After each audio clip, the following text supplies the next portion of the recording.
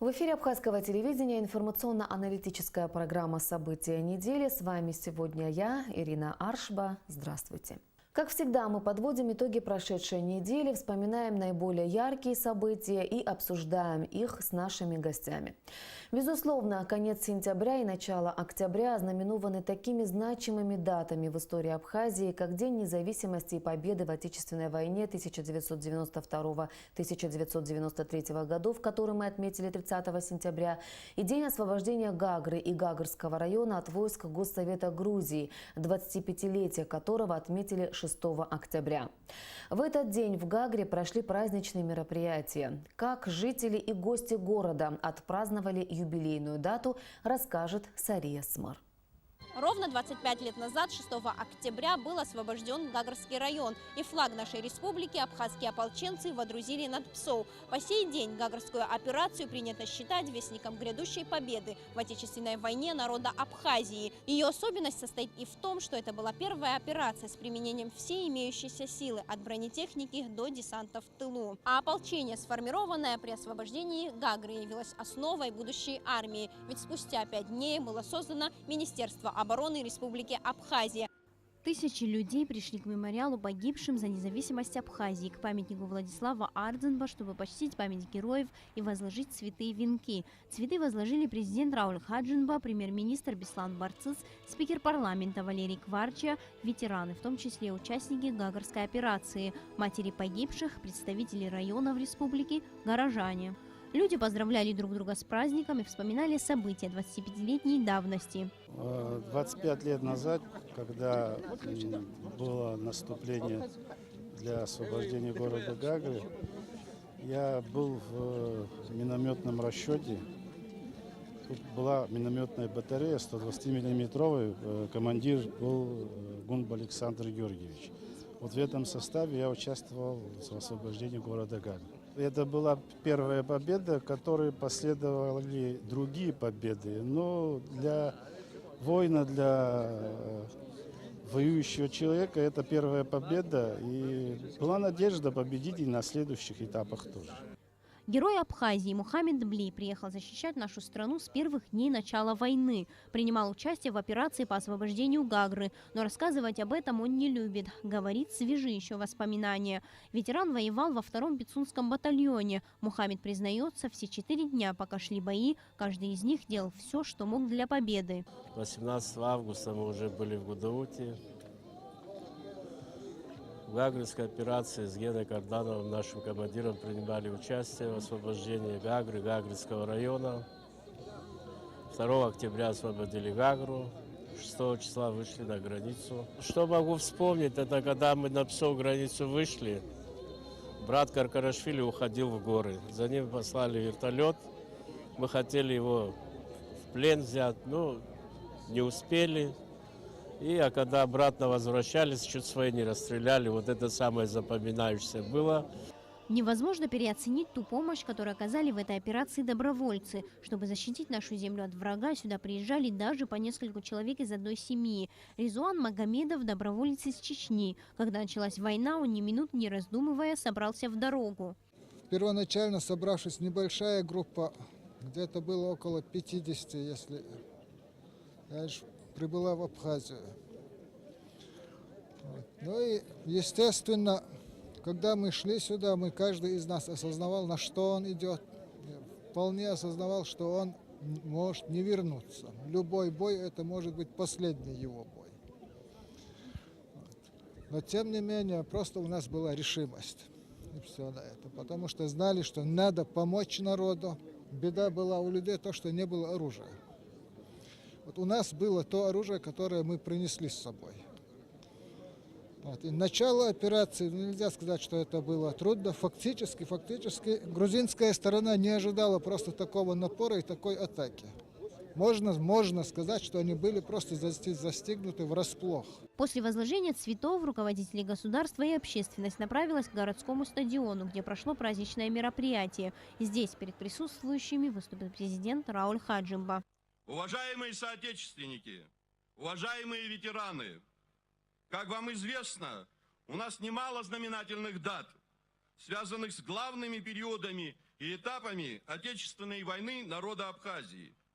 Но среди них важное и достойное место занимает День освобождения Гагры и Гагрского района, потому что успешно проведенная в 1992 году Гагрская наступательная операция проложила путь к окончательному изгнанию грузинских агрессоров с территории Республики Абхазия. Эта победа воодушевила наш народ, нашу армию на дальнейшие решительные шаги, помогла мобилизоваться внутренне, обрести боевой опыт профессионального ведения контактных боев. Она имела не только военное, но и морально-политическое значение, потому что было разорвано кольцо блокады. И это давало возможность решать важные, жизненно необходимые вопросы. Глубоко и всесторонне продуманный план освобождения стратегически важного для всей республики Гагрского района был утвержден председателем Государственного комитета обороны, главнокомандующим Вооруженных сил Республики Абхазия Владиславом Григорьевичем Ардзенба, в соответствии с которым наши прославленные полководцы Султан Асланбекович Сосналиев, Сергей Платонович Двар, известный воин и командир Мухаммед Садбеевич Килба, ими были поставлены конкретные задачи перед всеми командирами и подразделениями. Четко определена тактика их взаимодействия. В Гагрской операции, начатой 1 октября и завершенной 6 октября, ярко проявились высокий боевой дух, сплоченность наших бойцов, согласованность и отлаженность действий наших полевых командиров. Огромную роль сыграли в освобождении Гагры добровольцы с Северного Кавказа и Юга России, представители нашей зарубежной абхазской диаспоры. В этой тщательно подготовленной наступательной операции нашим боевым подразделениям противостояли свыше 4000 бойцов грузинской армии, которых поддерживали 40 единиц бронетехники, артиллерии, авиация. Однако многократно превосходящие силы противника не устояли перед мощным натиском и самоотверженностью славных защитников нашего Отечества. Враг бежал в панике, бросив технику и вооружение. Сегодня мы отмечаем 25-летие освобождения Гагры, как всенародный праздник. За это время заметно преобразился, залечиваются раны, нанесенные войной. Город уверенно входит в мирное созидательное русло. В эти праздничные дни мы преклоняем головы перед памятью доблестных защитников Родины. Вечная память героям, положившим свои жизни на алтарь священной победы. Огромная благодарность матерям и отцам, выдержавшим суровые испытания, горечь тяжелых утрат, тягот и лишений. Дорогие гагрцы, сердечно поздравляю вас с праздником. Желаю вам счастья, благополучия, мирного и ясного неба. Нагзарак взайд, хапсадгил абсентула. В этот вечер стадион не мог вместить всех. Желающих принять участие в праздничном мероприятии было большое количество. Все с большим интересом ждали начала грандиозного концерта. Для зрителей была подготовлена интересная программа с танцами и песнями не только абхазских ансамблей, но и гостей из Северного Кавказа.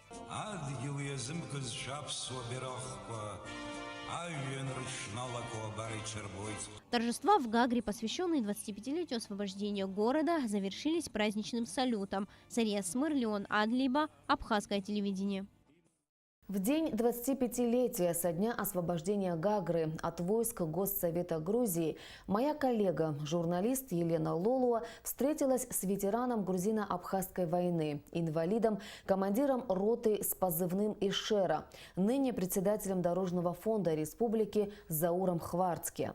Активный участник национально-освободительного движения и операции по освобождению Гагры рассказал о том, как это было.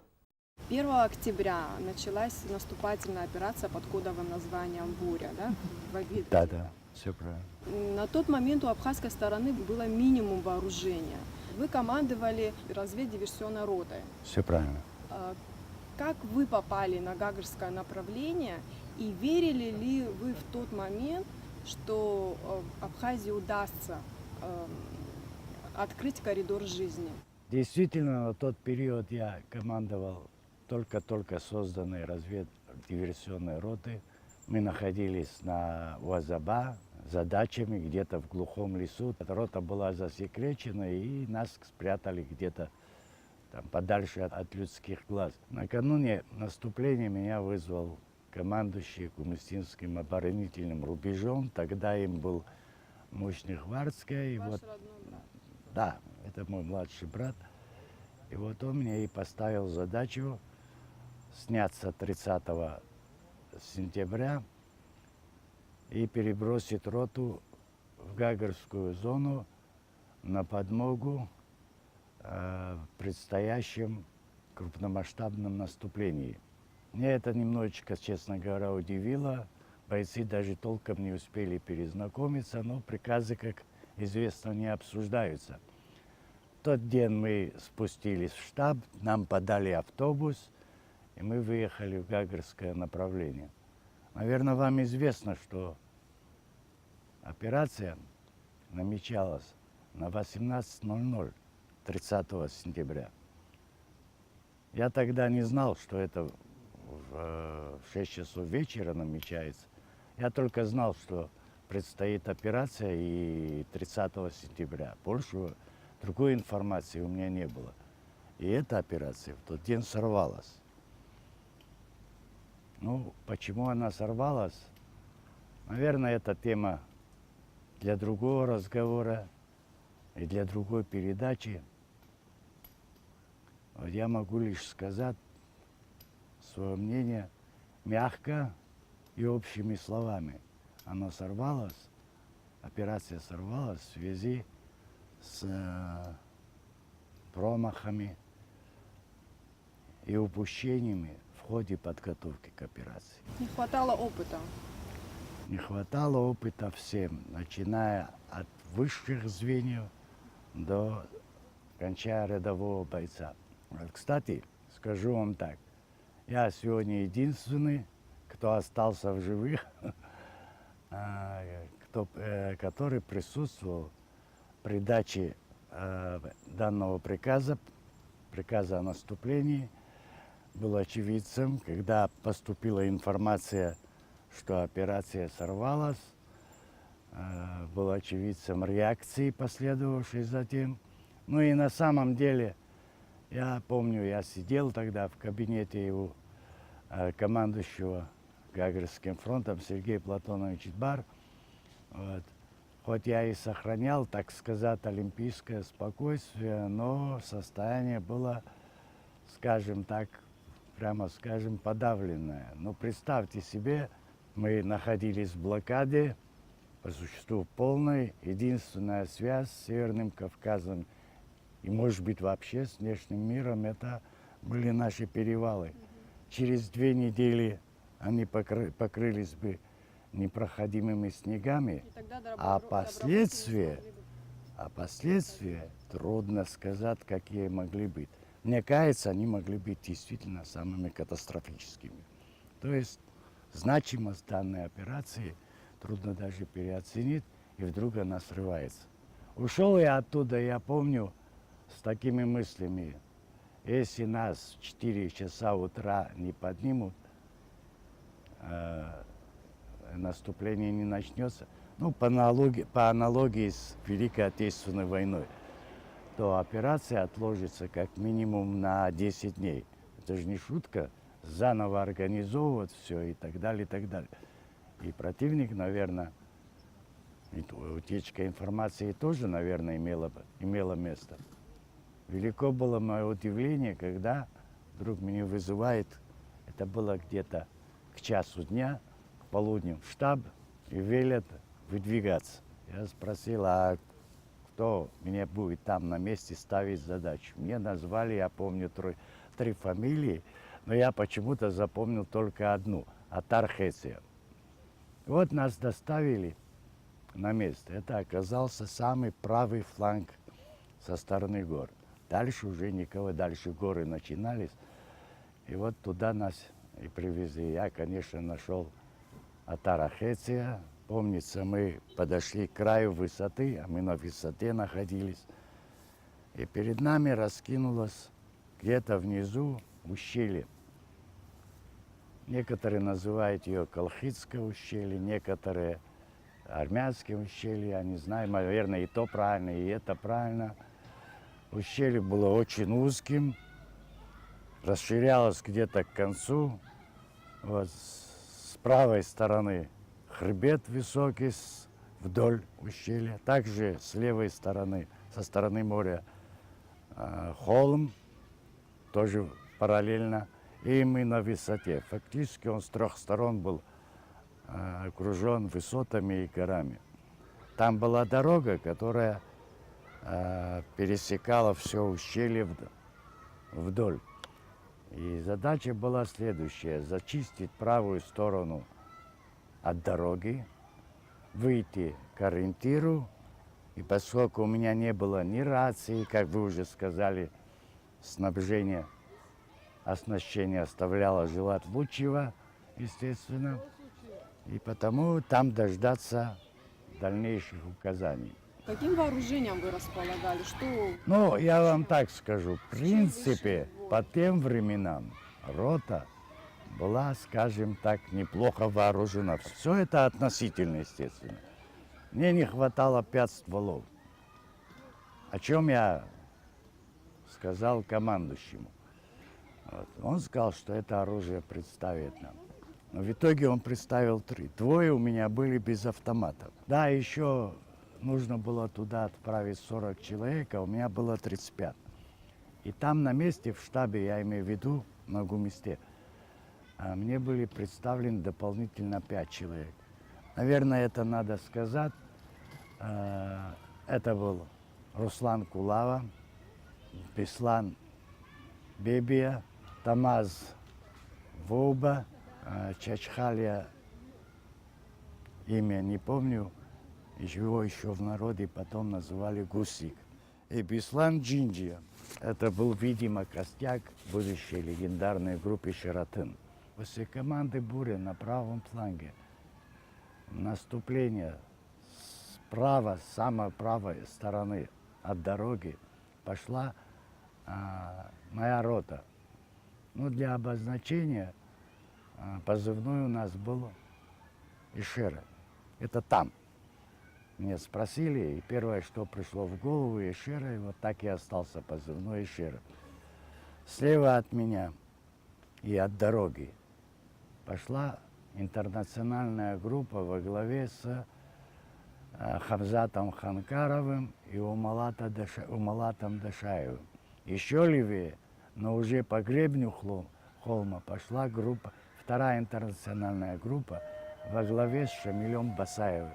А там было еще подразделение. Я этого тогда не знал, но, видимо, на постоянной основе там находилась рота Джуми Чирикбая. Остальные подразделения могли только следовать за нами. Я имею в виду начальный этап. Поскольку ущелье было настолько узким, что там и развернуться было невозможно. Не было у вас средств связи. Как вы вообще между собой Вот я контактировали? никак. На первый бой мы вступили в сельской школе, так называемая Колхидская сельская школа. Там засели грузины, и там и состоялся бой. Там мы перестреляли постреляли друг друга. Это был, скажем так, нехилый бой. Кстати, там начали подключаться и те, которые следовали за нами. К сожалению, не обошлось и без потерь. Погиб проводник Заверт Ванба. Ранение получил Лаврентий Цкуа. Оба из села Ишели, кстати. Ранение получил мой боец Тамаз Абба. И тяжелое огнестрельное ранение в обе ноги получил и ваш покорный слуга. Это было очень серьезное ранение. Нога была раздроблена, она висела буквально на лоскуте. Бой завершился, с грузинами было покончено. Роту возглавил после меня уже Лашачкадова. Там собралась довольно большая масса людей. Он отделил роту и повел дальше в наступление. Еще затемно вышел и навис прямо над объездной дорогой и мостом. Но это было уже ближе к темноте, к тому времени, значит, там еще никого не было. Более того, скажу, он вообще не знал о ходе операции. Он не исключал даже, что оно могло и захлебнуться. В общем, оторвался, по существу проник в тыл. Поскольку с правой стороны было поселение, все еще занятое грузинами, внизу у моста стояла техника, возле здания там основали вооруженные люди. И спереди тоже была высота, покрытая деревьями, оттуда доносились голоса грузин и размеренный стук двигателя. А слева обрыв, который уводило куда-то в долину. К сумеркам, чуть ниже них, буквально метров 50, подоспела и рота Черикбая Джамала. Как потом выяснилось, они там заночевали, а сзади, где-то в метров 200, на той же холме переночевал Шамиль с группой.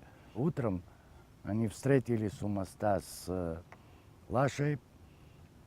Там собралось довольно много народу из разных подразделений. Шамиль пошел дальше в наступление справа, вдоль объездной дороги, а Лаша повел роту сначала налево, а потом прямо в сторону Гагры.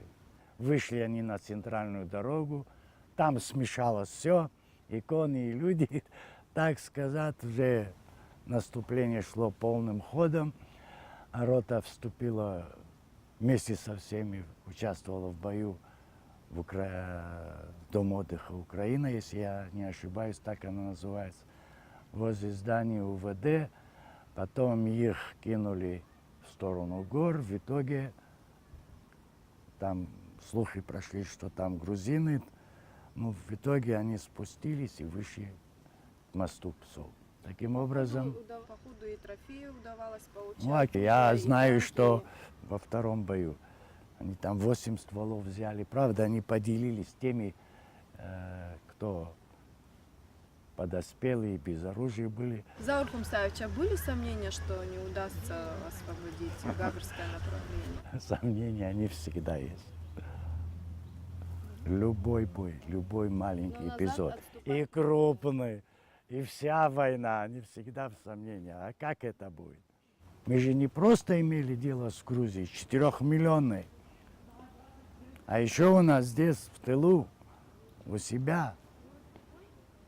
И не они среди нас, а мы среди них, потому что здесь было более чем в 2,5 раз больше оккупационного населения, агрессивно настроенного, воинственно настроенного.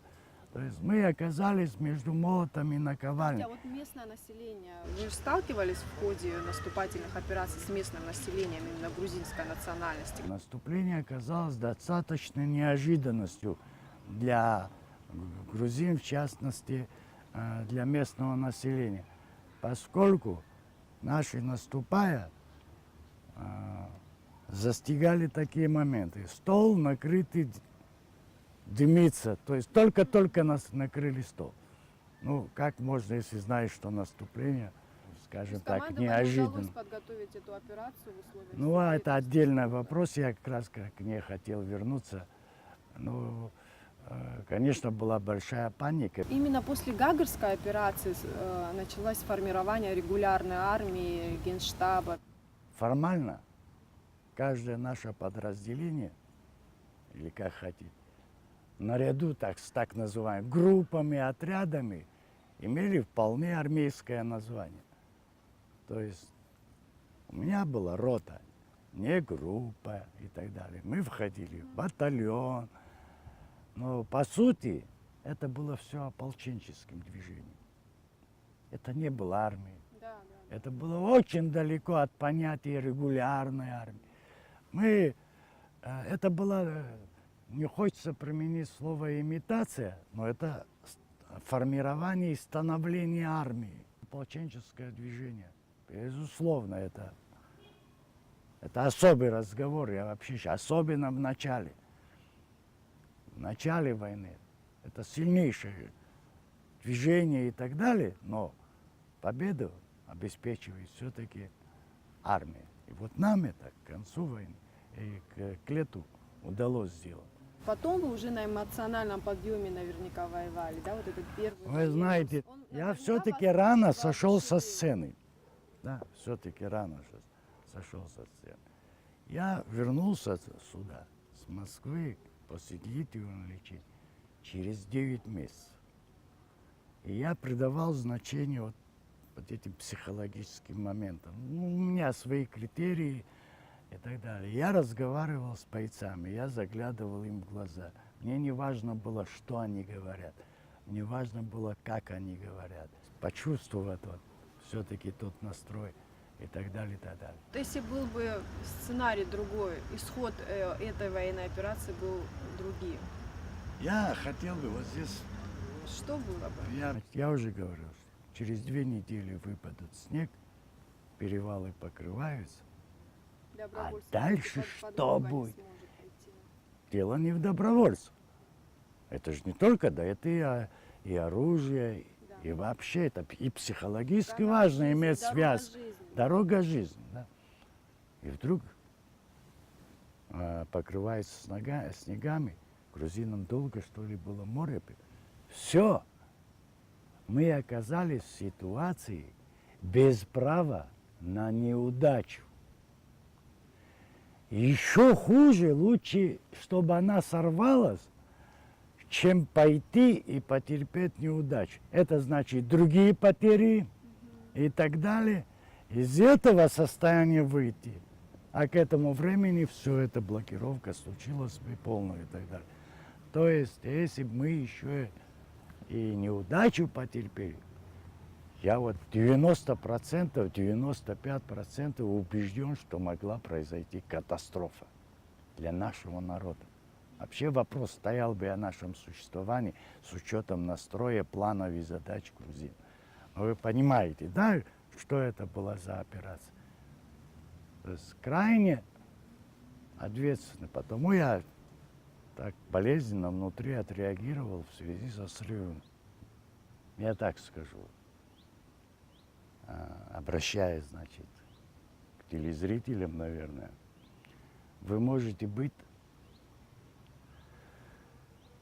сколько угодно христианами, вы можете быть сколько угодно мусульманами, вы можете быть сколько угодно атеистами. Не абхазы. Когда мы проходим мимо Дадрипш, кем бы мы ни были, повторяюсь, наверное, надо повернуться туда и встать хотя бы минуту с почтением. Мы не оплошали, но мы не были одни. Заур Хумсаевич, спасибо, что вы согласились поделиться с нами воспоминаниями, эпизодами об одной из самых важных военных операций. Спасибо вам и здоровья. Спасибо.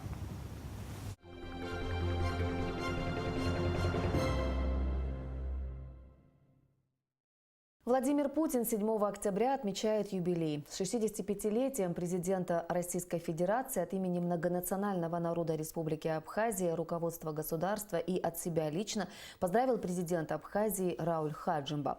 За годы вашей работы на посту президента Российской Федерации произошли поистине исторические изменения, связанные со значительным укреплением роли России в мире, ростом политического и военного могущества российского государства, развитием экономики и повышением уровня жизни граждан. Сегодня российский народ сплочен, гордится своей страной и с уверенностью смотрит в будущее. Вы пользуетесь колоссальным авторитетом в абхазском народе за ваш личный вклад в содействие решению важнейших вопросов обеспечения безопасности, социально-экономического развития, упрочения международных позиций Республики Абхазия, говорится в частности в поздравлении. Рауль Хаджимба пожелал Владимиру Путину крепкого здоровья, благополучия и новых больших успехов в служении великой России. Конечно же, в последние дни наше внимание было приковано к новостям из Москвы, где проходила 19-я международная агропромышленная выставка «Золотая осень-2017». Эта выставка является самым крупным отраслевым форумом в Восточной Европе и традиционно собирает огромное количество участников из более чем 20 стран мира и практически всех регионов Российской Федерации. За годы участия в выставке наша республика трижды завоевывала гран-при и была удостоена более 50 медалей разного достоинства. В этом году Абхазия представила продукцию 15 сельхозпроизводителей, производящих мед, виноводочную продукцию, аджику, минеральные напитки и лимонады. В Москве всю неделю работала наша съемочная группа, которая не упустила ни одного интересного момента. Мы подготовили обзорный сюжет, который напомнит о наиболее ярких из них. Абхазия принимает участие в выставке уже в 6-й раз. Традиционно наша страна представляет качественную сельхозпродукцию, алкогольные и безалкогольные напитки и большой ассортимент абхазских вин. Это еще одна возможность представить Абхазию, потому что подобные мероприятия они носят не только прикладной характер, но, я бы сказал, и политический характер, потому что мы здесь представлены, о нас узнают, о том, что мы, кто мы и что мы можем предложить покупателям, производителям, предприятиям. Поэтому участие в этой выставке, конечно, очень важно и очень нужно для Абхазии. В этом году организаторы не только разнообразили ассортимент, но и привезли новую, еще не представленную на российском рынке продукцию – душистый абхазский мед. Это бренд, который существует, независимо уже ни от нас, ни от кого. На всех ярмарках Москвы и России продается мед под названием абхазский мед. Происхождение его никто не знает, но торговая марка существует. Мы считаем, что под маркой абхазский мед должен продаваться именно абхазский мед. Как вы знаете, вот-вот будет запущен завод по очистке меда, по фасовке, но для того, чтобы продукт попал на рынки Российской Федерации, для этого нужно подготовить дорогу. «Золотая осень» – это масштабная площадка, на которой выставляют сельхозпродукцию самые крупные предприятия. Аграрный форум в этот раз объединил на площади более 300 тысяч квадратных метров сотни экспозиций. Организацию абхазской экспозиции на этом крупном аграрном форуме правительство каждый год поручает торговому представительству Республики Абхазия в Российской Федерации и Международному культурно-деловому центру Республики Абхазия. У нас в предыдущие годы были достаточно серьезные успехи, все об этом знают. В этом году мы решили сделать акцент на деловой составляющей форума, на участии в обширной деловой программе, на обсуждениях и подписаниях соглашений. Нашу экспозицию посетило много людей. Одни приходили, чтобы распробовать сладкие газированные напитки, другие просто, чтобы признаться Абхазии в любви, третьи за искрометными зажигательными танцами абхазских горцев. И в первый же день работы Всероссийского агропромышленного форума в Москве было подписано соглашение о сотрудничестве между торговым представительством Республики Абхазия в России и Союзом предпринимателей Евразийской экономической зоны «Евразийский деловой союз». Подписи под документом, который призван объединить производителей Абхазии и стран Евразийской экономической зоны, поставили руководитель торгового представительства Абхазии Олег Барцец и председатель правления Виктор Камболов. Торговое представительство Абхазии в России приняло участие в работе специальной агропромышленной сессии в рамках выставки «Золотая осень-2017». Главная тема – экспортная инфраструктура – ключевой фактор доступа на зарубежные рынки. Организаторы – Минсельхоз России, Объединенная зерновая компания и Евразийский деловой союз. Мероприятие прошло на площадке крупнейшего агропродовольственного кластера в Европе Food City. Участники форума выслушали мнения экспертов агропромышленной отрасли, обсудили вопросы сельхозпроизводства, аграрной политики и снятия экспортных барьеров. Хорошая новость для нашей страны. В оптово-розничном продовольственном центре на самой крупной площадке Европы Food City появятся абхазские торговые площадки. Этой договоренности удалось достичь в ходе длительного диалога нашего торгпредства с руководством Food City. Я думаю, что присоединение Абхазии к этим процессам в рамках Евразийского делового союза придаст серьезный импульс для развития наших различных отраслей экономики, в частности агропромышленной отрасли. убежден, что это очень полезное и нужное дело. Могу без ложной скромности охарактеризовать эти договоренности как прорывные. Мы создаем возможности для наших производителей, даже для тех, кто производит небольшие объемы нашей продукции, присутствовать на таких ведущих площадках, как площадки Евразийского делового союза. Хотел бы отметить, что в скором времени продукция абхазских производителей будет представлена и на рынках других стран, кроме России. Не секрет, что в Евразийский деловой союз, вообще в Евразийский союз входят 5 стран.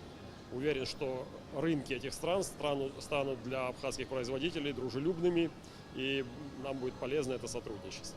Фуд-Сити – это территория в 124 гектара. Как минимум 10 тысяч покупателей каждый день, 3 тысячи продавцов, более 5 тысяч арендаторов. Ежедневно здесь реализуют до 8 тысяч тонн продуктов. В Фуд-Сити есть гостиницы, бизнес-центр и свой таможенный пост, чтобы иностранным поставщикам было проще растаможить свои товары непосредственно на территории центра. Основной ассортимент Фуд-Сити – мясо, рыба, бакалея, консервы, готовые изделия, молочные продукты, полуфабрикаты, фрукты, овощи и даже цветы. Россия поможет Абхазии в борьбе с мраморным клопом, уничтожающим сельхозпродукцию в республике. Такой договоренности удалось достичь в ходе личной беседы министра сельского хозяйства Даура Тарба и заместителя министра сельского хозяйства России Джамбулата Хатуова. Минсельхоз России в ближайшее время отправит в нашу страну комиссию, которая изучит ситуацию с мраморным клопом. Имеем серьезную проблему в борьбе с нашими насекомыми, в частности мраморным клопом.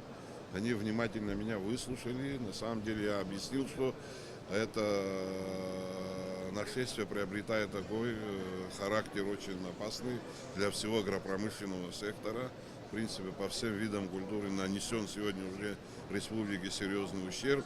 И если мы буквально какие-то быстрые шаги не предпримем, даже в цитрусовый сезон мы можем потерять. В связи с этим дано было обещание, что комиссия должна приедет из Министерства сельского хозяйства России к нам на днях, и они на месте хотят все это увидеть, посмотреть и тоже оказать возможную помощь. В рамках 19-й российской агропромышленной выставки «Золотая осень-2017» состоялась гастрономическая выставка «Россия. Истинный вкус натурального». В шоу приняли участие звезды российской и мировой кулинарии, такие как обладатель 2 звезд Мишлен Янник ван Айкен, обладатель звезды Мишлен Паскаль Осиньяк и другие. Многие из них впервые использовали при создании своих блюд такие продукты, как камчатский краб, чувашская полба, адыгейский сыр, вологодское масло, бурятские кедровые орехи и другие. Особого внимания удостоились наши Асыцбал и Аджика. Когда-нибудь раньше слышал про аджику? ¿Has oído hablar de ajica? No, nunca. Никогда. No, en Italia no.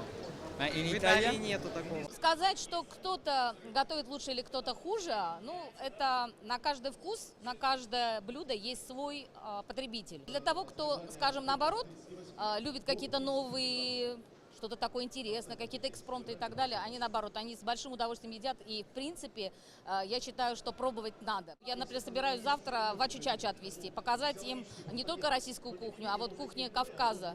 Я думаю, что им тоже это интересно, потому что им надо попробовать, потому что такое мамалыга знает определенно маленький круг. А для того, чтобы показать этим мэтрам, что есть еще такая кухня, а почему бы нет? Для этого мы их и привозим сюда. И хорошо, что в Москве есть абхазские рестораны, в которые можно привезти таких мировых шефов. Высокая кухня от звездных поваров Мишлен. Обратите внимание, при изготовлении они использовали асыцбал и аджику.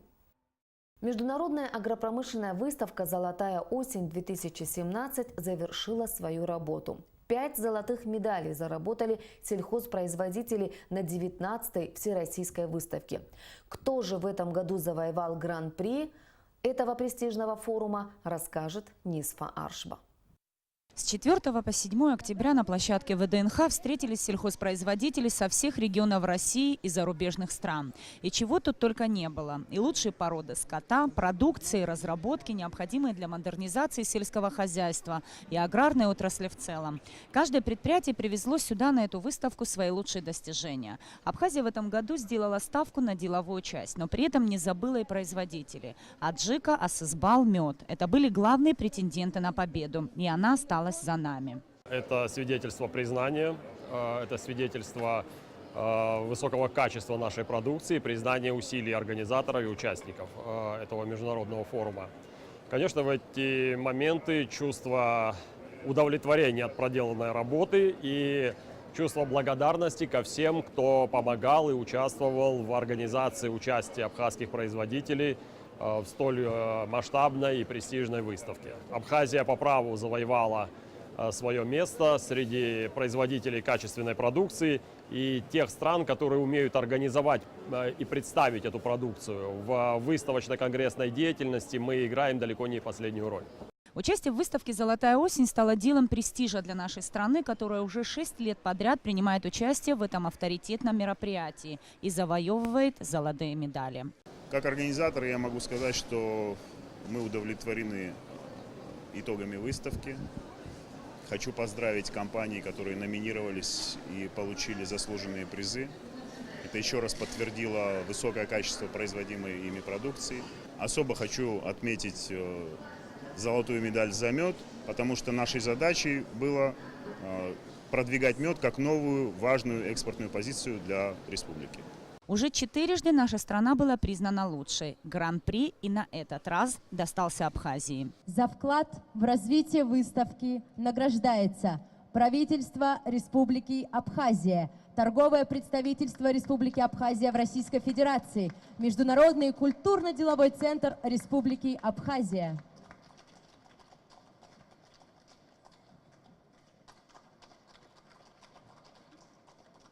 Можно сказать с уверенностью, Абхазия сформировала свое лицо, нас узнают.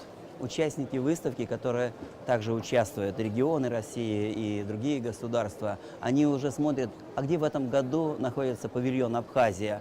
Мы имеем свое лицо, как я уже сказал, это традиционное гостеприимство, это наши национальные танцы, деловые контакты. Уровень и нашего павильона, и уровень предприятий, которые здесь участвуют, уровень их продукции равный среди лучших.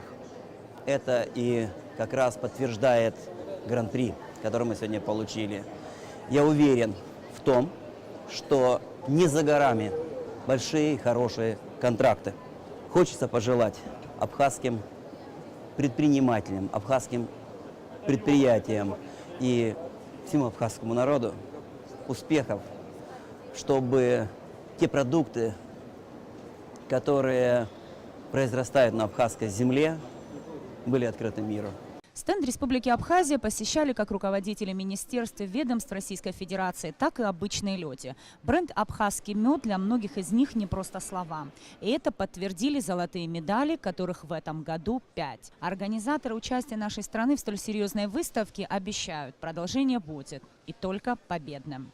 Нисфа Аршба, Тимур Гугохи, Абхазское телевидение, Москва. Такими были события уходящей недели. Какими они будут, мы обязательно расскажем вам в следующей программе. Всего доброго!